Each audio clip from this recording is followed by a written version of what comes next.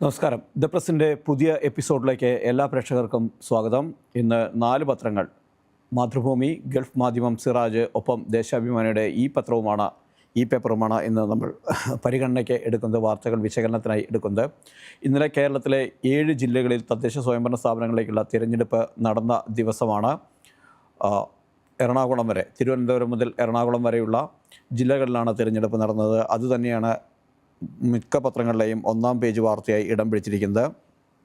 സിറാജും മാധ്യമവും ഏറ്റവും വലിയ പ്രാധാന്യത്തോടു കൂടി തന്നെ ഈ വാർത്ത നൽകിയിരിക്കുന്നു. അതേസമയം മാതൃഭൂമി വ്യത്യസ്തമായ ഒരു വാർത്തയാണ് നൽകിയിരിക്കുന്നത്. അത് സിൽവർ ലൈനുമായി ബന്ധപ്പെട്ട് മുഖ്യമന്ത്രി ഇന്നലെ കണ്ണൂർ പ്രസ് ക്ലബ്ബിൽ നടത്തിയ മുഖാമുഖം പരിപാടിയിൽ നടത്തിയ പരാമർശമാണ് രക്ഷയില്ല, പ്രതീക്ഷയില്ല എന്ന്. അതായത് സിൽവർ ലൈൻ വരുമെന്ന കാര്യത്തിൽ പ്രതീക്ഷയില്ല എന്നാണ് മുഖ്യമന്ത്രി ഇപ്പോൾ പറഞ്ഞിരിക്കുന്നത്. അത് ഏറ്റവും വലിയ വാർത്തയായി മാതൃഭൂമി എടുത്തിരിക്കുന്നു. മാധ്യമത്തിൻ്റെ ഒന്നാം പേജിൽ മുഴുവൻ തിരഞ്ഞെടുപ്പിന് വേണ്ടി മാറ്റിവെച്ചിരിക്കുകയാണ്. ഒന്നാം പാതി പതിഞ്ഞു 70.9% എന്നാണ് പ്രധാന വാർത്തയ്ക്ക് നൽകിയിരിക്കുന്ന തലക്കെട്ട്. രണ്ടാം ഘട്ട വിധിയെഴുത്ത് നാളെ, അതായത് തൃശ്ശൂർ മുതൽ കാസർഗോഡ് വരെയുള്ള ജില്ലകളിൽ തിരഞ്ഞെടുപ്പ് നടക്കാൻ പോകുന്നത് നാളെയാണ്. അതും രണ്ടാമത്തെ പ്രധാനപ്പെട്ട വാർത്തയായി മാധ്യമം നൽകിയിരിക്കുന്നു. സിറാജ് ഏറ്റവും മികച്ച പോളിംഗ് എന്ന രീതിയിൽ ഇന്നലെ നടന്ന തിരഞ്ഞെടുപ്പിനെ ഒന്നാം വാർത്തയാക്കിയിരിക്കുന്നു. രണ്ടാം വാർത്തയാക്കി കേരളത്തിൻ്റെ ആവശ്യം, SIRമായി ബന്ധപ്പെട്ടുള്ള കേരളത്തിൻ്റെ ആവശ്യം തൽക്കാലം പരിഗണിക്കുന്നില്ലെന്ന് സുപ്രീം കോടതി വ്യക്തമാക്കിയ കാര്യമാണ് രണ്ടാമത്തെ പ്രധാന വാർത്തയായി തിരഞ്ഞെടുത്തിരിക്കുന്നത്. എല്ലാവരും വോട്ട് ചെയ്ത് പുറത്തിറങ്ങിയവരുടെ ഫോട്ടോ നൽകിയിട്ടുണ്ട്. അത് മാതൃഭൂമി ഒന്നാം പേജിൽ തന്നെ നൽകിയിട്ടുണ്ട്. മാതൃഭൂമിയുടെ രണ്ടാം വാർത്ത, ഏറ്റവും പ്രധാനപ്പെട്ട രണ്ടാമത്തെ വാർത്തയായിരിക്കുന്നത് ഇൻഡിഗോയുടെ ചിറക് അരിഞ്ഞു കേന്ദ്രം എന്നതാണ്. നിരന്തരം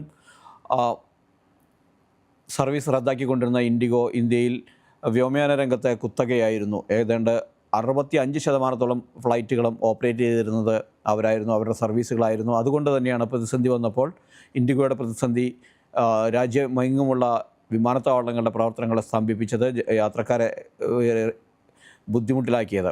അതുകൊണ്ട് തന്നെ അവരുടെ കുത്തക അവസാനിപ്പിക്കാൻ കേന്ദ്രം തീരുമാനിച്ചിരിക്കുന്നു എന്നാണ്. വൈകിയെങ്കിലും ഒരു ചെറിയ ബോധോദയം കേന്ദ്രത്തിനുണ്ടായിരിക്കുന്നു എന്നാണ് പറയേണ്ടത്. 10% സർവീസ് വെട്ടി കേന്ദ്രം എന്നാണ് വാർത്ത. അതായത് 2200ഓളം സർവീസുകളാണ്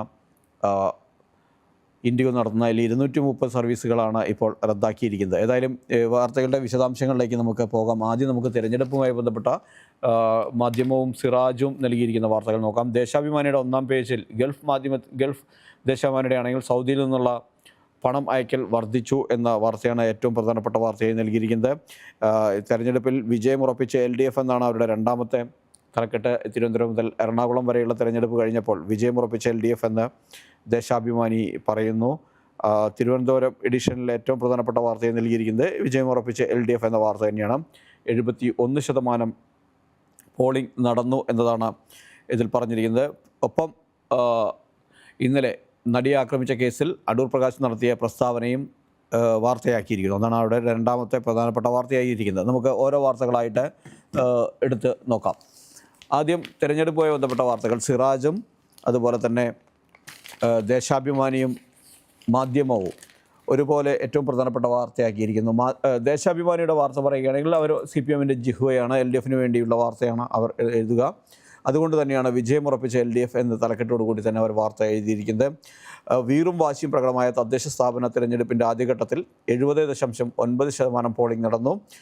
ചിലയിടങ്ങളിൽ വൈകിയാണ് അവസാനിച്ച്. രാവിലെ മുതൽ ബൂത്തുകളിൽ വൻ തിരക്ക് അനുഭവപ്പെട്ടു എന്ന് തുടങ്ങിയ വാർത്തകൾ നൽകിയിരിക്കുന്നു. ഒപ്പം പുതുകേരളത്തിന് കരുത്താകും ഇനി വടക്കൻ കാറ്റ് എന്നും, ജനറൽ സെക്രട്ടറി അടക്കമുള്ളവർ എവിടെയാണ് വോട്ട് ചെയ്തത് എന്നുള്ള കാര്യങ്ങളെല്ലാം തന്നെ, ഏതെല്ലാം നേതാക്കന്മാർ വോട്ട് ചെയ്തു എന്ന കാര്യങ്ങൾ, AK ആൻ്റണി വോട്ട് ചെയ്തത്, MA ബേബി വോട്ട് ചെയ്തത്, CPM സംസ്ഥാന സെക്രട്ടറി ബിനോയ് വിശ്വം എന്നിവർ തിരുവനന്തപുരം ജില്ലയിൽ വോട്ട് ചെയ്തു എന്നുള്ള കാര്യങ്ങളും, ഒപ്പം ശ്രീലേഖ IPS ഇന്നലെ കഴിഞ്ഞ ദിവസം റിട്ടയർഡ് IPS BJPയുടെ സ്ഥാനാർത്ഥി കൂടിയാണ്. ശാസ്തമംഗലത്തെ അവർ ഫേസ്ബുക്കിലിട്ട പ്രീപോൾ സർവേയുടെ ഫലം അത് സംബന്ധിച്ച് പരാതി നൽകിയ കാര്യങ്ങളെല്ലാം തന്നെ തിരഞ്ഞെടുപ്പ് കമ്മീഷനിൽ വിശദീകരണം തേടിയത് ഉൾപ്പെടെയുള്ള കാര്യങ്ങൾ ദേശാഭിമാനിയുടെ പ്രധാനപ്പെട്ട വാർത്തയിൽ ഇടം പിടിക്കുന്നു.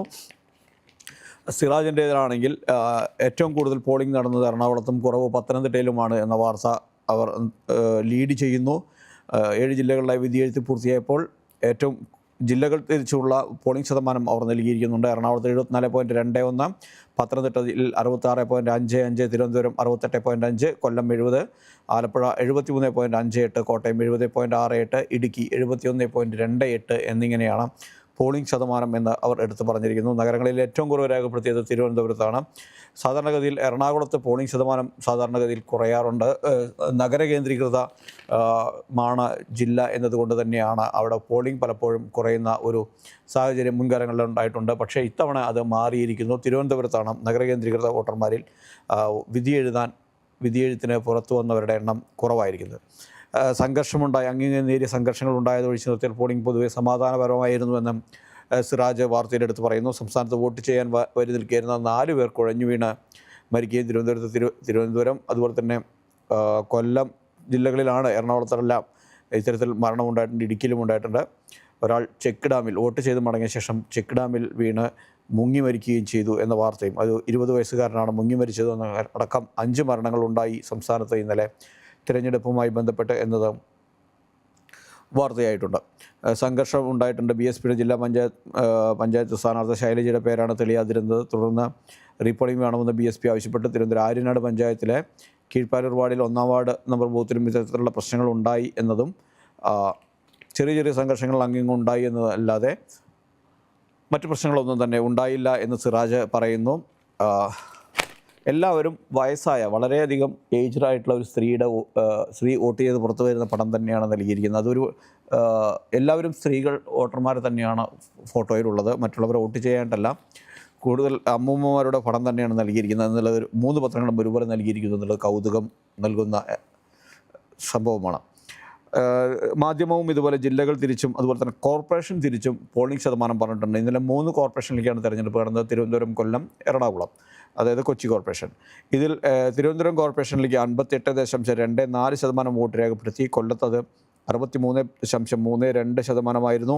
എറണാകുളത്തത് 62.52%. അങ്ങനെ പോളിംഗ് ശതമാനത്തിൽ ജില്ലകൾ തിരിച്ചു മാത്രമല്ല കോർപ്പറേഷൻ തിരിച്ചു നൽകിയിരിക്കുന്നു. ജില്ലകൾ തിരിച്ചു നൽകിയ മാധ്യമം അത് പക്ഷേ കഴിഞ്ഞ തവണ എത്രയാണ് ആ ജില്ലകളിൽ രേഖപ്പെടുത്തിയ പോളിംഗ് ശതമാനം എന്നുകൂടി രേഖപ്പെടുത്തിയിട്ടുണ്ട്. കൊല്ലത്തും തിരുവനന്തപുരത്ത് പോളിംഗ് ശതമാനം കുറഞ്ഞിരിക്കുകയാണ്, കൊല്ലത്തും കുറഞ്ഞിരിക്കുകയാണ്, പത്തനംതിട്ടയിലും കുറഞ്ഞിരിക്കുകയാണ്. എല്ലായിടത്തും പോളിംഗ് ശതമാനം കുറഞ്ഞതാണ് കാണുന്നത്. എവിടെയും പോളിംഗ് ശതമാനം ഇന്നലെ കൂടിയിട്ടില്ല. ഇത് അന്തിമ കണക്കുകൾ ഒരുപക്ഷെ വരാനിരിക്കുന്നതേ ഉള്ളൂ. തെരഞ്ഞെടുപ്പ് കമ്മീഷൻ്റെ അന്തിമ കണക്കുകൾ വരുമ്പോൾ, ഇന്നലെ രാത്രി വൈകി വോട്ട് ചെയ്തവരെ കൂടി ഉൾപ്പെടുത്തിക്കൊണ്ട് പുതിയ ശതമാനം വരുമ്പോൾ ഒരുപക്ഷെ ഈ ശതമാന കണക്കുകളെല്ലാം തന്നെ മാറാം. തിരുവനന്തപുരം കാട്ടാക്കടയിൽ ഏത് സ്ഥാനാർത്ഥിക്ക് വോട്ട് ചെയ്താലും വോട്ട് യന്ത്രത്തിൽ BJP സ്ഥാനാർത്ഥിയുടെ ചിഹ്നത്തിന് നേരെ ലൈറ്റ് തെളിഞ്ഞു വരുന്ന സാഹചര്യം ഉണ്ടായി. ഇതിനെ തുടർന്ന് മണിക്കൂറുകളോളം വോട്ടിംഗ് നിലച്ചു എന്നതാണ്. പൂവച്ചൽ ഗ്രാമപഞ്ചായത്തിലെ മുതിയാവിള സെൻറ്റ് ആൽബർട്ട്സ് LP സ്കൂളിലെ 1-ാം നമ്പർ ബൂത്തിലാണ് പ്രശ്നമുണ്ടായത്. അതിനെ തുടർന്ന് രാവിലെ വോട്ട് ചെയ്യാൻ എത്തിയവർക്ക് മണിക്കൂറോളം ക്യൂ നിൽക്കേണ്ടി വന്നു, കാത്തു നിൽക്കേണ്ടി വന്നു എന്നെല്ലാം പറഞ്ഞു ഉള്ള വാർത്തയും നൽകിയിരിക്കുന്നു. പള്ളുരുത്തിയിൽ കള്ളവോട്ട് ചെയ്ത എറണാകുളത്താണ്. പള്ളുരുത്തി നമ്പ്യാപുരം സ്കൂളിലെ ബൂത്തിൽ കള്ളവോട്ടിന് ശ്രമിച്ചയാളെ പോലീസ് പിടികൂടിയെന്ന ജിൻസൺ എന്നയാളാണ്. അയാൾ CPM പ്രവർത്തകനാണെന്ന് BJP UDF പ്രവർത്തകർ ആരോപിക്കുന്നു. പിടികൂടിയിട്ടുണ്ട്. അപ്പം 2-ാം ഘട്ട വിധിയെഴുത്ത് നാളെയാണ്. അത് തൃശ്ശൂർ മുതൽ അങ്ങ് കാസർഗോഡ് വരെ, തൃശ്ശൂർ, പാലക്കാട്, മലപ്പുറം, കോഴിക്കോട്, കണ്ണൂർ, വയനാട്, കാസർഗോഡ് ജില്ലകളിലാണ് തിരഞ്ഞെടുപ്പ് ഇനി നടക്കാൻ പോകുന്നത്. ഇവിടുത്തെ കൊട്ടിക്കലാശം ഇന്നലെയായിരുന്നു. അതിൻ്റെ വാർത്തയും മാധ്യമം 1-ാം പേജിൽ തന്നെ നൽകിയിരിക്കുന്നു. ചിത്രം സഹിതമാണ് നൽകിയിരിക്കുന്നത്. ഏത് മൂഡ്, വോട്ട് മൂഡ് എന്ന് പറഞ്ഞുകൊണ്ടാണ് മുസ്തഫ അബൂബക്കറിൻ്റെ ചിത്രം മാധ്യമം 1-ാം പേജിൽ തന്നെ നൽകിയിരിക്കുന്നത്. SIR നീട്ടൽ ആവശ്യം അംഗീകരിച്ചില്ല, ഹർജികൾ 18ലേക്ക് മാറ്റി എന്ന വാർത്ത മാധ്യമവും 1-ാം പേജിൽ നൽകിയിരിക്കുന്നു. മാതൃഭൂമിയുടെ 1-ാം പേജിൽ ഇതിനേക്കാൾ വിപുലമായ വാർത്തകളുണ്ട്, വ്യത്യസ്തമായ വാർത്തകളുണ്ട്. നടിയെ ആക്രമിച്ച കേസിൽ ക്ലൈമാക്സിൽ പൂട്ടാൻ നീക്കം, ദിലീപിനെതിരെ ശബ്ദിക്കുന്ന തെളിവുകൾ പ്രോസിക്യൂഷൻ എന്ന് പറഞ്ഞുകൊണ്ട് കൊച്ചിയിൽ നിന്നുള്ള വാർത്തയുണ്ട്. നടിയെ ആക്രമിച്ച കേസിൽ പൾസർ സുനിയുമായി ദിലീപ് ഗൂഢാലോചന നടത്തിയിട്ടുണ്ട്, ബന്ധമുണ്ടായിരുന്നു തെളിയിക്കുന്ന ചിത്രമടക്കം സമർപ്പിച്ചിട്ടുണ്ട്. മാത്രമല്ല അനൂപ്, ദിലീപിൻ്റെ സഹോദരനായ അനൂപിൻ്റെ മൊബൈലിൽ നിന്ന് ലഭിച്ച നോട്ടിൽ ഇതിൽ നടി ആക്രമിക്കപ്പെട്ടതിൻ്റെ ദൃശ്യങ്ങളടങ്ങിയ മെമ്മറി കാർഡിൻ്റെ പകർപ്പ് ദിലീപിൻ്റെ കൈവശം എത്തിയിട്ടുണ്ട് എന്ന് തെളിയിക്കുന്നതിനുള്ള തെളിവുകൾ ലഭിച്ചിട്ടുണ്ട്. മൊബൈലിലുണ്ടായിരുന്ന നോട്ടിൽ ഈ മെമ്മറി കാർഡ് അടങ്ങിയ വിവരങ്ങൾ 4 പേജുള്ള നോട്ടിൽ മെമ്മറി കാർഡിൻ്റെ വിവരങ്ങൾ വിശദമായി രേഖപ്പെടുത്തിയിരുന്നു. അപ്പോൾ അത് ദിലീപിന് ഇതിൽ പങ്കുണ്ട് എന്ന് തെളിയിക്കുന്ന 19 തെളിവുകൾ, ഗൂഢാലോചനയിൽ പങ്കുണ്ട് എന്ന് തെളിയിക്കുന്ന 19 തെളിവുകളാണ് പ്രോസിക്യൂഷൻ ഹാജരാക്കിയത്. അത് വിചാരണ കോടതി ഇതൊന്നും കണ്ടില്ലെന്ന് നടിക്കുകയായിരുന്നു. അല്ലെങ്കിൽ വിചാരണ കോടതിയുടെ ഉത്തരവ് ഇതിന് പുറത്തു വന്നില്ല.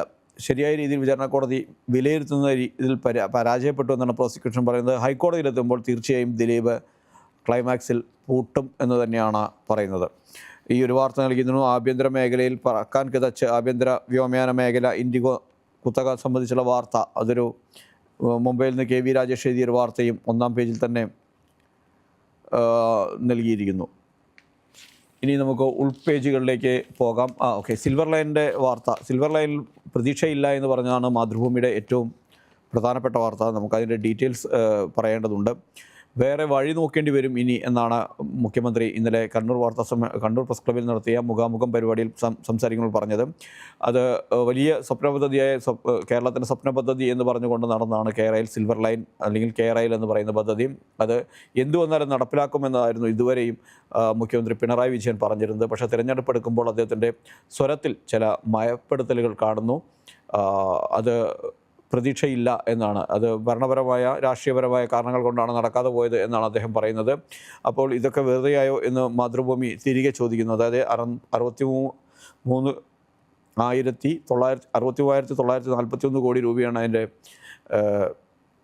പഠനത്തിനായി DPR കണക്കാക്കിയത്. DPR പഠിക്കാൻ തന്നെ പ്രാഥമിക DPR തന്നെ കോടികൾ ചിലവാക്കി, 90 കോടിയോളം അടുത്ത് എന്നാണ് എൻ്റെ ഓർമ്മ ശരിയാണെങ്കിൽ ചിലവാക്കിയിട്ടുണ്ടായിരുന്നത്. 83 കോടി എങ്ങാണ്ടാണ് നൽകിയത്. ആ പൈസയെല്ലാം തന്നെ വെറുതെ വെള്ളത്തിൽ വരച്ച വരയായി മാറിയില്ല. അത്രയും ഖജനാവിൽ പണമില്ലാതിരിക്കുമ്പോഴാണ് ഇത്രയധികം ധൂർത്ത് സർക്കാരിൻ്റെ ഭാഗത്തു നിന്നുണ്ടായത്. പ്രത്യേകം ഓഫീസുകൾ തുറന്നു, 6744 മഞ്ഞക്കുറ്റികൾ സ്ഥാപിച്ചു. അതിനെതിരെ പ്രതിഷേധങ്ങളുണ്ടായി, കേസുകളുണ്ടായി, അങ്ങനെ പൊതുമുതൽ നശിപ്പിക്കുന്നതുണ്ടായി. അങ്ങനെ വലിയ തോതിലുള്ള നാശനഷ്ടങ്ങൾ സംസ്ഥാനത്ത് ഉണ്ടായി. വലിയ സാമ്പത്തിക ബാധ്യതയും സർക്കാരിനുണ്ടായി. അപ്പോൾ ഈ പ്രതീക്ഷയില്ലാത്ത ഈ പദ്ധതിക്ക് വേണ്ടിയാണോ സർക്കാർ ഇത്രയും കാലം ഇത്രയധികം തുക ചെലവിട്ടത് എന്ന ചോദ്യം ബാക്കിയാകുന്നു. എന്തായാലും അതിൻ്റെ ഒരു കാർട്ടൂണും, ഗോപികൃഷ്ണൻ്റെ ഒരു കാർട്ടൂണും ഇതിനോടൊപ്പം തന്നെ നൽകിയിട്ടുണ്ട്. കേരളിൻ്റെ മഞ്ഞക്കുറ്റി വീടുകളിൽ നിന്ന് ഇറങ്ങിപ്പോകുന്നു. വീട്ടിനകത്തെല്ലാം കുറ്റി സ്ഥാപിച്ച വീട്ടിലെല്ലാം വലിയ പ്രതിഷേധങ്ങൾക്ക് ഒടുവിൽ ജനങ്ങൾ പ്രതിഷേധിച്ചിരുന്നു. ഇതിൽ നിന്ന് കുറ്റി ഇറങ്ങിപ്പോകുന്ന ഒരു പടമാണ് കാർട്ടൂണായിട്ട് ഗോപികൃഷ്ണൻ വരച്ചിരിക്കുന്നത്. നമുക്ക് ഉൾപേജുകളിലേക്ക് പോയി വരാം. ഉൾപേജിലുള്ളത് ഏറ്റവും പ്രധാനപ്പെട്ട വാർത്തയായി മാതൃഭൂമി നൽകിയിരിക്കുന്നത് അബുദാബിയിൽ ഉടനെത്തും റോബോ ടാക്സികൾ എന്നാണ്. റോബോ ടാക്സികളുടെ കരാറ് ഒപ്പിട്ട് മെഴ്സീഡസ് ബെൻസും മൊമെൻ്റെയും ചേർന്ന് കരാർ ഒപ്പിട്ട് ഇത് സംബന്ധിച്ച് എന്നാണ്. ഉടൻ സർവീസ് ആരംഭിക്കുമെന്ന് അധികൃതർ അറിയിക്കുകയും ചെയ്തിട്ടുണ്ട്. ലുമോ ആണ് ആഡംബര സെൽഫ് ഡ്രൈവിംഗ് റോബോ ടാക്സികൾ പുറത്തിറക്കുക. അതായത് UAEയുടെ ദേശീയ കമ്പനിയാണ് ലുമോ ആണ് ഈ കാറുകൾ പുറത്തിറക്കുന്നത്. ഇതിനായി ലോകോത്തര വാഹന നിർമ്മാതാക്കളായ മെഴ്സീഡസ് ബെൻസുമായി ആർട്ടിഫിഷ്യൽ ഇൻ്റലിജൻസിൽ വൈദഗ്ധ്യമുള്ള മൊമെൻ്റോയുമായും ലുമോ കൈകോർക്കുമെന്നും വാർത്തയിൽ പറയുന്നു.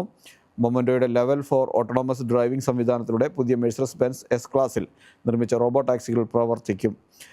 2030 ദുബൈയിലെ മൊത്തം യാത്രാ സർവീസുകൾ 20% സ്മാർട്ട് ഡ്രൈവറില്ല വാഹനങ്ങളാക്കുക എന്നതാണ് UAEയുടെ ലക്ഷ്യം. അതിലേക്കുള്ള ചുവടുവയ്പ് ആണ് ഇത് എന്ന് നമുക്ക് പറയാം. അതിവേഗ റെയിൽ കരാറിൽ ഒപ്പുവെച്ച സൗദിയും ഖത്തറും എന്ന വാർത്ത രണ്ടാമത് പ്രധാനപ്പെട്ട വാർത്തയായി നൽകിയിരിക്കുന്നു.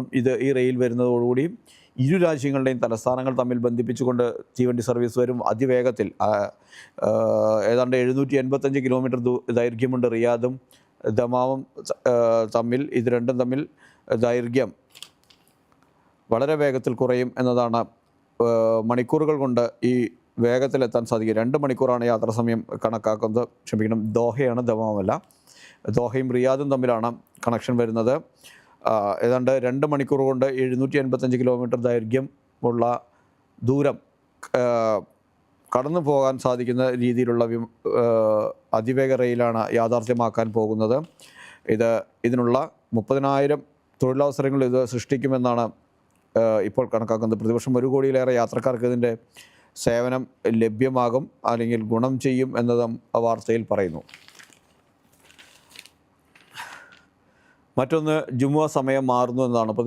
പുതുവർഷം മുതൽ 12:45 ജുമുഅ ഖുത്തുബ എന്ന് ഔദ്യോഗികമായി തന്നെ അറിയിച്ചിരിക്കുന്നു.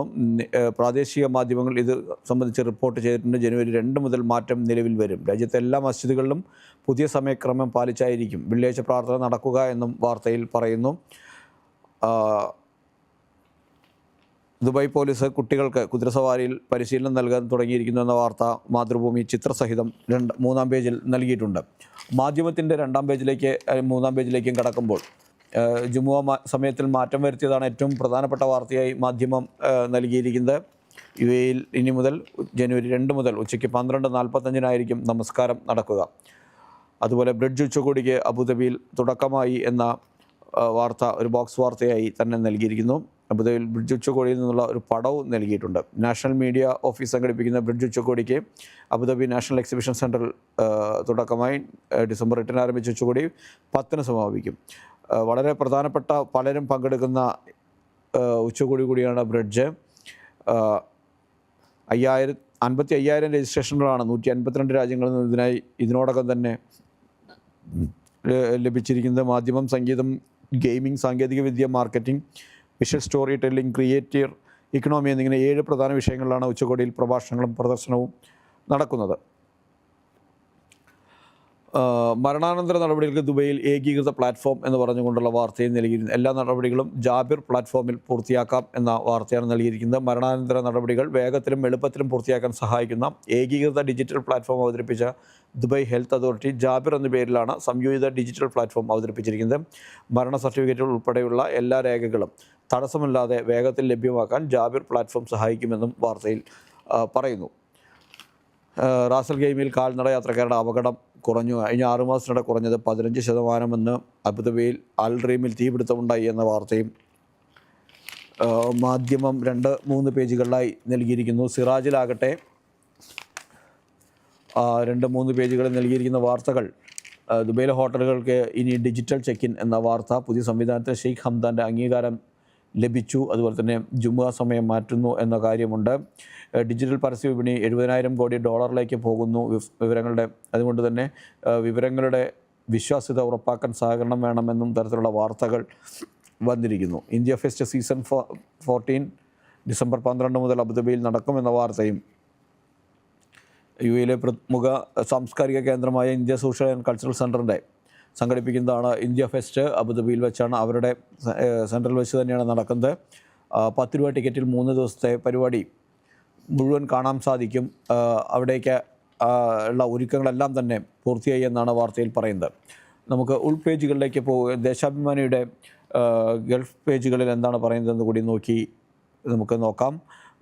ഗൾഫ് പേജുകളിൽ 1-ാം പേജിൽ തന്നെ പറഞ്ഞിരിക്കുന്നത് സൗദിയിൽ നിന്നുള്ള പണം അയക്കൽ രാജ്യത്തേക്ക് ഇന്ത്യയിലേക്കുള്ള പണം അയക്കൽ കൂടിയിരിക്കുന്നു എന്നാണ്. 2025 ഒക്ടോബർ മാസത്തിൽ സെപ്റ്റംബർ മാസത്തേക്കാൾ 2% വർധനവോടെ 1370 കോടി റിയാലായി. രാജ്യത്തെ വിദേശ തൊഴിലാളികളുടെ വരുമാന സ്ഥിരതയുടെ പ്രധാന സൂചികമാണ് ഈ കണക്ക് എന്നും വാർത്തയിൽ പറയുന്നു. പിന്നെ ഒമാനിൽ പെട്രോളിയം വാതക പരിവേഷണം 100-ാം വാർഷികം ആഘോഷിച്ച ഒമാൻ എന്ന വാർത്ത 2-ാം പേജിലുണ്ട്. റെസിഡൻഷ്യൽ ഏരിയകളിലെ സ്വകാര്യ സ്കൂളുകളുടെ ലൈസൻസുകൾ റദ്ദാക്കുമെന്ന കുവൈത്തിൽ നിന്നുള്ള വാർത്തയും 2-ാം പേജിൽ ഇടം പിടിച്ചിരിക്കുന്നു. ഇതാണ് പ്രധാനപ്പെട്ട വാർത്തകളായി ദേശാഭിമാനി ഉൾപേജുകളിൽ നൽകിയിരിക്കുന്നത്. അതുപോലെ സൗന്ദര്യവർദ്ധക വസ്തുക്കൾ പിടിച്ചെടുത്തു മസ്കത്തിൽ എന്നുള്ള വാർത്തയുണ്ട്. ബുറൈമി ഗവർണറേറ്റിലെ ഉപഭോക്തൃ സംരക്ഷണ അതോറിറ്റി വകുപ്പ് തീവ്രമായ നിരീക്ഷണ ക്യാമ്പയിനുകൾക്കിടയിൽ 107 കണ്ടെയ്നർ സൗന്ദര്യവർദ്ധക വസ്തുക്കൾ പിടിച്ചെടുത്തു. ഉപഭോക്തൃ സംരക്ഷണ അതോറിറ്റിയുടെ പ്രസ്താവന പ്രകാരം പ്രാദേശിക വിപണികളെയും വാണിജ്യ സ്ഥാപനങ്ങളെയും ലക്ഷ്യമിട്ടുള്ള ഒരു ഫീൽഡ് പരിശോധന ക്യാമ്പയിനിടെയാണ് നിരോധിത ഉൽപ്പന്നങ്ങൾ പിടിച്ചെടുത്തത് എന്നാണ് വാർത്തയിൽ പറയുന്നത്. നമുക്കിനി പത്രങ്ങളിലെ ഉൾപേജുകളിലേക്ക് കിടക്കാം. ഉൾപേജുകളിലേക്ക് കിടക്കുമ്പോൾ പഞ്ചായത്ത് തെരഞ്ഞെടുപ്പുമായി ബന്ധപ്പെട്ടുള്ള വാർത്തകൾ തന്നെയാണ് കൂടുതൽ കാണുന്നത്. എറണാകുളത്ത് മികച്ച പോളിംഗ് നടന്നു. നമ്മൾ നേരത്തെ പറഞ്ഞ വാർത്തകളെല്ലാം തന്നെ വീണ്ടും ആവർത്തിക്കുന്നു. മണ്ണഞ്ചേരിയിൽ, ആലപ്പുഴ മണ്ണഞ്ചേരി സ്ഥാനാർത്ഥിയുടെ പേര് വോട്ടിംഗ് മെഷീനിൽ തെറ്റായി രേഖപ്പെടുത്തിയിരുന്നു. ഇതിനെ തുടർന്ന് നാളെ റീപോളിംഗ് നടക്കും. നാളെ മറ്റ് ജില്ലകളിൽ തിരഞ്ഞെടുപ്പ് നടക്കുന്ന ഒപ്പം തന്നെ റീപോളിംഗ് നടക്കും. അതുപോലെ തന്നെ പ്രീപോൾ സർവേ പുറത്തുവിട്ട ശ്രീലേഖയുടെ നടപടിക്കെതിരെ കളക്ടറോട് റിപ്പോർട്ട് തേടി നടപടിയെടുക്കും തെരഞ്ഞെടുപ്പ് കമ്മീഷൻ പറഞ്ഞ വാർത്തകളെല്ലാം തന്നെ സിറാജിൻ്റേതടക്കമുള്ള ഉൾപേജുകളിൽ ഉണ്ട്. മറ്റൊരു പ്രധാനപ്പെട്ട വാർത്ത പത്രങ്ങളെല്ലാം തന്നെ നൽകിയിരിക്കുന്നത് ഇന്നലെ അതിജീവിതരുടെ കേസുമായി ബന്ധപ്പെട്ടുള്ള വിധിയിൽ ദിലീപിന് നീതി കിട്ടി, സർക്കാർ അപ്പീൽ പോകുന്നത് സർക്കാരിന് വേറെ ഒരു പണിയും ഇല്ലാത്തത് കൊണ്ടാണെന്ന് അടൂർ പ്രകാശ് നടത്തിയ പ്രസ്താവനയാണ്. ഈ പരാമർശമാണ് ഇന്നലെ വലിയ വിവാദമായി മാറി. അത് കോൺഗ്രസിൻ്റെ അഭിപ്രായമാണ് എന്ന് പ്രതിപക്ഷത്തിൻ്റെ അഭിപ്രായമാണ് എന്ന് LDF നേതാക്കൾ CPM നേതാക്കൾ ആരോപിച്ചു. അതിൽ പിന്നാലെ KPCC പ്രസിഡന്റ് തന്നെ സണ്ണി ജോസഫ് തന്നെ രംഗത്തെത്തി. കേസ് നടത്തിപ്പിൽ സർക്കാരിന് വീഴ്ചകൾ പറ്റിയിട്ടുണ്ട്, പ്രോസിക്യൂഷന് വീഴ്ചകൾ പറ്റിയിട്ടുണ്ട്, ഗൂഢാലോചന തെളിയിക്കുന്നതിൽ വീഴ്ച പറ്റിയിട്ടുണ്ട്, സർക്കാർ അപ്പീൽ പോകണമെന്നാണ് കോൺഗ്രസിൻ്റെ നിലപാട് എന്ന് അദ്ദേഹം പറഞ്ഞു. പിന്നീട് മുരളീധരനും ഇതേ നിലപാട് തന്നെ ആവർത്തിച്ചു. പലരും പല അഭിപ്രായങ്ങളും പറയുന്നുണ്ടാവും, അതെല്ലാം അവരുടെ അഭിപ്രായങ്ങളാണ്, അല്ലാതെ പാർട്ടിയുടെ അഭിപ്രായമല്ല എന്ന രീതിയിൽ പ്രമുഖരായ പല നേതാക്കളും പ്രതികരിച്ചു. അതിനുശേഷം അടൂർ പ്രകാശിനെ കോൺഗ്രസ് പൂർണ്ണമായും തള്ളിയ ശേഷം അതൃപ്തി പ്രകടിപ്പിച്ച ശേഷം അടൂർ പ്രകാശ് തന്നെ വന്ന് തൻ്റെ പ്രസ്താവന വളച്ചൊടിച്ചതാണ് എന്ന രീതിയിലുള്ള ഒരു ഒഴുക്കൻ പ്രസ്താവന വീണ്ടും നടത്തുകയും ചെയ്തു. ഒഴുക്കൻ പ്രസ്താവന വീണ്ടും പ്രശ്നത്തിലേക്ക് അദ്ദേഹത്തെ എത്തിക്കുക മാത്രമാണ് ചെയ്തിരുന്നത്. നേരത്തെ രാഹുൽ മാങ്കൂട്ടത്തലിൻ്റെ കാര്യത്തിലും അദ്ദേഹത്തിൻ്റെ ശബ്ദം AI ആണെന്ന് പറഞ്ഞ വിദ്വാനാണ് ജനപ്രതിനിധി കൂടിയായ UDF കൺവീനർ അടൂർ പ്രകാശ്. രാഹുൽ മാങ്കൂട്ടത്തിൽ പോലും അത് തൻ്റെ ശബ്ദമാണോ അല്ലയോ എന്ന് നിഷേധിച്ചിട്ടില്ല. അദ്ദേഹം കോടതിയിൽ പോയപ്പോഴെല്ലാം തന്നെ നടത്തിയിരിക്കുന്ന വാദങ്ങളിലെല്ലാം തന്നെ അത് താൻ തന്നെയാണ് എന്ന് ഇൻഡയറക്റ്റായിട്ട് സമ്മതിക്കുന്നത് തന്നെയാണ്. അപ്പോഴും ഇത്തരത്തിലുള്ള ഇരകൾക്കൊപ്പം അല്ല ഒരിക്കലും, ഇരകൾക്കെതിരെ നിൽക്കുന്ന അടൂർ പ്രകാശിൻ്റെ ഒരു നിലപാടാണ് നമ്മൾ കാണുന്നത്. അത് ഇന്നലെ ദിലീപിൻ്റെ സുഹൃത്തായതുകൊണ്ട് താൻ അങ്ങനെ പറഞ്ഞു എന്ന തരത്തിലുള്ള ഒഴുക്കൻ മട്ടിലുള്ള വിശദീകരണം അദ്ദേഹം പിന്നീട് നൽകുകയുമുണ്ടായി. ഇത് എല്ലാ പത്രങ്ങളുടെയും ഉൾപേജുകളിൽ ഇടം പിടിച്ചിട്ടുണ്ട്. അതുപോലെ സംഘിക്കുപ്പായം ഞങ്ങൾക്കാർക്കും പാകമാവില്ല എന്ന മുഖ്യമന്ത്രിയുടെ ഇന്നലത്തെ പ്രസ്താവനയും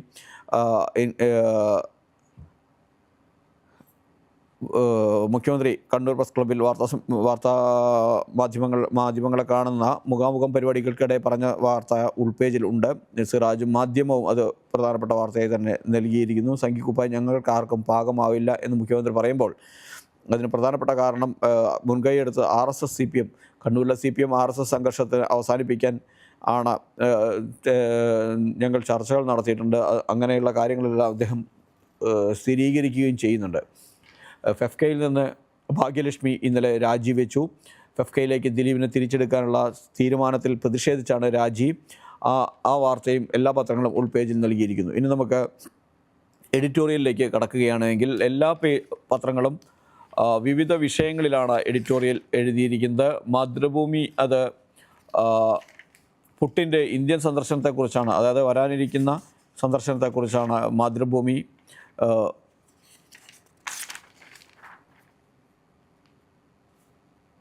എഡിറ്റോറിയൽ എഴുതിയിരിക്കുന്നത്. മാധ്യമം അത് ക്രിമിനലുകൾക്ക് ശിക്ഷ, അതിജീവിതയ്ക്ക് നീതി ? കൊണ്ട് നടിയുടെ കേസിലെ വിധി സംബന്ധിച്ചാണ് എഡിറ്റോറിയൽ എഴുതിയിരിക്കുന്നത്. സിറാജ് ആകട്ടെ കഴിഞ്ഞ ദിവസം ലോക്സഭയിൽ നടന്ന ചർച്ച സംബന്ധിച്ചാണ്, അതായത് വന്ദേ മാതരത്തിന് 150-ാം വാർഷികത്തോടനുബന്ധിച്ച് നടന്ന ചർച്ചയെ സംബന്ധിച്ചാണ് എഴുതിയിരിക്കുന്നത്. ദേശാഭിമാനിയുടെ എഡിറ്റോറിയൽ UDFിൻ്റെ സ്ത്രീവിരുദ്ധ നിലപാട്, കേരളം അതിജീവിതയ്ക്കൊപ്പം ഇന്നലെ അടൂർ പ്രകാശ് നടത്തിയ പ്രസ്താവനയ്ക്ക് അടിസ്ഥാനപ്പെടുത്തിയാണ് അവർ എഴുതിയിരിക്കുന്നത്. അതായത് അടൂർ പ്രകാശ് പറഞ്ഞിരിക്കുന്നതാണ് കോൺഗ്രസിൻ്റെ നിലപാട്. അവർ എപ്പോഴും അതിജീവിതയ്ക്ക് എതിരെയായിരുന്നു, എന്നാൽ സർക്കാർ അന്നും ഇന്നും എന്നും അതിജീവിതയ്ക്കൊപ്പം തന്നെ ഉണ്ടാകും, തുടർ നടപടികൾ മുന്നോട്ട് പോകും, അപ്പീൽ പോകും എന്ന കാര്യത്തിൽ വ്യക്തമാക്കുകയാണ് ദേശാഭിമാനിയുടെ എഡിറ്റോറിയൽ ചെയ്യുന്നത്. സ്ത്രീത്വത്തെ അപമാനിക്കുക എന്നത് എല്ലാ കാലത്തും കോൺഗ്രസിൻ്റെ ഒരു നിലപാടാണ് എന്ന തരത്തിലാണ്, എന്ന ധ്വനിയിലാണ് ആ എഡിറ്റോറിയൽ വരുന്നത്. എന്നാൽ CPMൻ്റെ അല്ലെങ്കിൽ ഇടതുപക്ഷമാണെങ്കിൽ ഇരകൾക്കൊപ്പമാണ് ഉള്ളത്, അതിജീവിതകൾക്കൊപ്പമാണ് CPM അല്ലെങ്കിൽ ഇടതുപക്ഷം എല്ലാ കാലത്തും നിന്നിട്ടുള്ളത്. സ്ത്രീകളെ സംരക്ഷിക്കുന്നതിനാണ് ഇടതുപക്ഷം എല്ലാ കാലത്തും മുന്നിൽ നിന്നിട്ടുള്ളത്. അത് തുടരുക തന്നെ ചെയ്യുമെന്ന് ഉറപ്പിച്ച് വീണ്ടും ആവർത്തിച്ച് പറയുകയാണ് ദേശാഭിമാനിയുടെ എഡിറ്റോറിയൽ. രാജ്യത്തിൻ്റെ അഖണ്ഡത കാത്തു സൂക്ഷിക്കാമെന്നാണ് സിറാജ് എഡിറ്റോറിയൽ എഴുതിയിരിക്കുന്നത്. വന്ദേ മാതരം എന്ന ഗാനം അത് എല്ലാ മതസ്ഥർക്കും ഒരുപോലെ ആക്സെപ്റ്റ് ചെയ്യാൻ പറ്റുന്നതല്ല. ആനന്ദമഠം എന്ന ബങ്കിം ചന്ദ്ര ചാറ്റർജിയുടെ നോവലിൽ നിന്നാണ് ആ ഗീതം വരുന്നത്. അത് 2 തവണയായിട്ടാണ് അദ്ദേഹം എഴുതിയിരിക്കുന്നത്. അത് ദേശഭക്തി ഗാനം എന്നതിലുപരി ആ നോവൽ പൂർണ്ണമായും എടുക്കുകയാണെങ്കിൽ അത് ബ്രിട്ടീഷുകാർക്കെതിരെയാണ്. ആ നോവൽ പ്രതിസ്ഥാനത്ത് ബ്രിട്ടീഷുകാരെയാണ് നിർത്തുന്നത് എന്ന തരത്തിലാണ് മോദിയും BJPയും പാർലമെൻറ്റിൽ സംസാരിച്ചത്. എന്നാൽ സത്യത്തിൽ ആനന്ദമഠം അങ്ങനെയല്ല. ആനന്ദമഠത്തിൽ ഒന്നാം പ്രതിയായി കാണുന്നത്, പ്രതിസ്ഥാനത്ത് കാണിക്കുന്നത് മുസ്ലിങ്ങളെയാണ്, നവാബുമാരെയാണ്. അതിൽ ബ്രിട്ടീഷുകാരെ വിമർശിക്കുന്നുണ്ട്, പ്രതിസ്ഥാനത്ത് നിർത്തുന്നുണ്ട് എങ്കിൽ കൂടി ആനന്ദമഠം മുഖ്യമായും പ്രതിസ്ഥാനത്ത് നിർത്തുന്ന മുസ്ലിങ്ങളെയാണ്. ആനന്ദമഠം നവാബുമാരെയാണ്. കൽക്കത്തയിൽ നിലനിന്നിരുന്ന നികുതി പരിഷ്കരണം അല്ലെങ്കിൽ നികുതിയെക്കുറിച്ച് നികുതി ചുമത്തുന്നതിനെക്കുറിച്ച് പറയുന്നുണ്ട്. അത് നവാബുമാരാണ് കൊണ്ടുവന്നത് എന്ന രീതിയിലാണ് നോവൽ പറയുന്നത്. പക്ഷേ അത് ബ്രിട്ടീഷുകാരാണ് കൊണ്ടുവന്ന കാര്യത്തിലെല്ലാം ഇവരുടെ BJP മുന്നോട്ട് വെച്ച വാദങ്ങളെല്ലാം തന്നെ ഖണ്ഡിക്കുന്നതാണ്. നെഹ്റുവാണ് വന്ദേ മാതരം എന്ന ഗാനം വെട്ടിക്കീറുകയും അതുപോലെ തന്നെ അദ്ദേഹം രാജ്യത്തെയും വെട്ടിക്കീറിയെന്നൊക്കെയാണ് നമ്മുടെ പ്രധാനമന്ത്രി പാർലമെൻറ്റിൽ പ്രസംഗിച്ചത്. എന്നാൽ നെഹ്റുവല്ല, ടാഗോറാണ് അത് നിർദ്ദേശിച്ചത്. ആദ്യത്തെ 4 വരി മാത്രം, 4 ഭാഗങ്ങൾ മാത്രം എടുത്താൽ മതി, ആദ്യത്തെ ഭാഗം മാത്രം എടുത്താൽ മതി എന്ന് ടാഗോറാണ് നിർദ്ദേശിച്ചത്. ഇത് മഹാത്മാഗാന്ധിയും നെഹ്റുവും സുഭാഷ് ചന്ദ്രബോസും എല്ലാം അടങ്ങിയ സമിതി അംഗീകരിക്കുകയായിരുന്നുവെന്നും ഉള്ള വസ്തുത, ചരിത്ര വസ്തുത എഡിറ്റോറിയൽ ചൂണ്ടിക്കാട്ടുന്നുണ്ട്. ഇക്കാര്യം പാർലമെൻറ്റിനകത്ത് പ്രിയങ്ക ഗാന്ധിയും അതുപോലെ തന്നെ അഖിലേഷ് യാദവ് പോലുള്ള നേതാക്കൾ, മഹുവ മൈത്ര പോലുള്ള നേതാക്കൾ, പ്രതിപക്ഷത്തെ നേതാക്കൾ ചൂണ്ടിക്കാട്ടുകൾ ചെയ്തപ്പോൾ ഭരണപക്ഷത്തിന് മറുപടി ഉണ്ടായിരുന്നില്ല. അന്ന് ഈ ചർച്ച നടക്കുമ്പോൾ പ്രിയങ്ക ഗാന്ധി ആയിരുന്നു BJP ഒറ്റയ്ക്ക് നേരിട്ടത്. അത് ശ്രദ്ധേയമായിരുന്നു. മാത്രവുമല്ല, ഇതിലേക്ക് വരുമ്പോൾ, ഈ എഡിറ്റോറിയലിൻ്റെ ക്രക്സിലേക്ക് വരുമ്പോൾ, ഇതിൻ്റെ അവസാനത്തെ ഭാഗം എല്ലാ മതസ്ഥർക്കും ഒരുപോലെ അംഗീകരിക്കാനാവുന്നില്ല. കാരണം ലക്ഷ്മി ദേവി, സരസ്വതി ദേവിയെ എല്ലാം പ്രകീർത്തിക്കുന്നതാണ് ആ ഗാനത്തിൻ്റെ, വന്ദേ മാതരത്തിൻ്റെ അവസാന ഭാഗത്തേക്ക് വരുമ്പോൾ അത് എല്ലാ മതസ്ഥർക്കും ഒരുപോലെ ചൊല്ലാനോ സാധിക്കുന്നതല്ല. സുഭാഷ് ചന്ദ്രബോസ് പോലും അദ്ദേഹത്തിൻ്റെ സംഘടനയിൽ ഇത് മാറ്റി ജനഗണമനയാണ് സ്വീകരിച്ചത് എന്ന ദേശീയഗാനമായി, അദ്ദേഹത്തിൻ്റെ ഗാനമായി സ്വീകരിച്ചത് എന്ന കാര്യവും എടുത്തു പറഞ്ഞുകൊണ്ടാണ് എഡിറ്റോറിയൽ രാജ്യത്തിൻ്റെ അഖണ്ഡത കാത്തു സൂക്ഷിക്കാമെന്ന് വ്യക്തമാക്കിക്കൊണ്ടുള്ള എഡിറ്റോറിയൽ സിറാജ് എഴുതിയിരിക്കുന്നത്. ഏതായാലും കാലിക പ്രസക്തമായ ഒരു വിഷയത്തിൽ തന്നെയാണ് അതിൻ്റെ ചരിത്ര വസ്തുത കൂടി ഉൾപ്പെടുത്തിക്കൊണ്ട് എഡിറ്റോറിയൽ സിറാജ് എഴുതിയിരിക്കുന്നത്. ക്രിമിനലുകൾക്ക് ശിക്ഷ, അതിജീവിതയ്ക്ക് നീതി എന്ന പേരിൽ മാധ്യമം നടിയുമായി ബന്ധപ്പെട്ടുള്ള വിഷയങ്ങൾ തന്നെയാണ്, കേസുമായി ബന്ധപ്പെട്ടുള്ള വിധിയുമായി തന്നെയാണ് എഡിറ്റോറിയൽ എഴുതിയിരിക്കുന്നത്. അതിൽ പുതുതായി ദിലീപിന് നീതി ലഭിച്ചു എന്നാണോ, അതോ നടിക്ക് അവർ അർഹിക്കുന്ന നീതി ലഭിച്ചോ എന്ന ചോദ്യമാണ് ഉയരുന്നത്. ഇത്തരത്തിൽ വലിയ തോതിലുള്ള അട്ടിമറി ആ കേസിൽ നടന്നിരിക്കുന്നു എന്ന കാര്യം, പ്രതിഷേധം ശക്തമായി, വികാരം ഉയർന്നിരിക്കുന്ന സമയത്ത് തന്നെയാണ്, പശ്ചാത്തലത്തിൽ തന്നെയാണ് മാധ്യമത്തിൻ്റെ ഈ എഡിറ്റോറിയൽ എന്നത് ശ്രദ്ധേയമാണ്. പുടിൻ നാട്ടിലേക്ക് വരുമ്പോൾ, വ്ളാദിമിർ പുടിൻ വീണ്ടും ഇന്ത്യയിലേക്ക് വരുമ്പോൾ അത് ഉണ്ടാക്കുന്ന ചലനങ്ങൾ, അത് ഇന്ത്യക്കുണ്ടാക്കുന്ന നേട്ടങ്ങളെക്കുറിച്ചുമാണ് മാതൃഭൂമിയുടെ എഡിറ്റോറിയൽ പറയുന്നത്. അനിശ്ചിതത്വം നിറഞ്ഞ ട്രംപൈൻ ലോകത്ത് അനുഭവിക്കുന്ന അർത്ഥശങ്കയാണ് റഷ്യയെ ചേർത്ത് പിടിക്കാൻ ഇന്ത്യയെ പ്രേരിപ്പിക്കുന്നത്. ക്വാഡ് സമ്മേളനം ഇന്ത്യയിൽ നടക്കേണ്ടതായിരുന്നു. എന്നാൽ ട്രംപിൻ്റെ എതിർപ്പിനെ തുടർന്ന് അത് നടക്കാതെ പോയി.